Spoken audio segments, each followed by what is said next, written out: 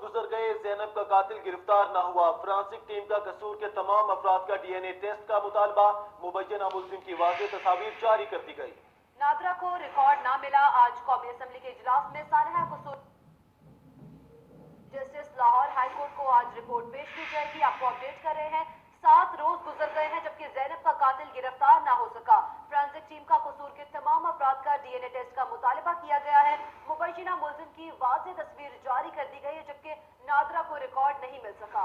आज कौमी असम्बली के इजलास में सानहे कसूर पर बहस का भी इम्कान है। Chief justice Lahore high court को आज रिपोर्ट भी पेश की जाएगी। 7 रोज गुजर गए हैं, ज़ैनब का कातिल गिरफ्तार नहीं किया जा सका।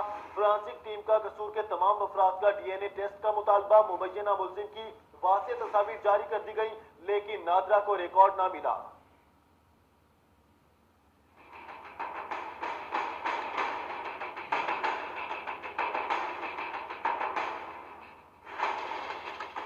दिन पर दिन गुजरने लगे, मासूम ज़ैनब का कातिल ताहाल पकड़ा ना जा सका। एक हफ्ते बाद भी पुलिस की कार्रवाई तफ्तीश तक ही महदूद है, जबकि पुलिस का CCTV फुटेज वाज़ेह ना होने का बहाना भी खत्म हो गया। नए फुटेज भी आई, तस्वीर भी जारी हुई, मुबैना मुल्ज़िम का खाका भी जारी कर दिया गया, लेकिन मुबैना मुल्ज़िम पकड़ा ना जा सका। ज़राए के मुताबिक आरपीओ ने ताजिरों से होने वाली मुलाकात के दौरान एक और अहम आरपीओ ने कहा कि कसूर के 20 से 40 साल तक के तमाम नौजवानों की DNA टेस्ट कराए जाएंगे।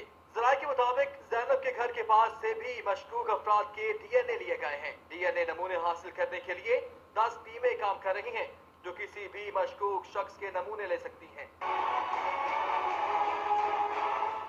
दूसरी जानिब JIT ने भी ज़ैनब और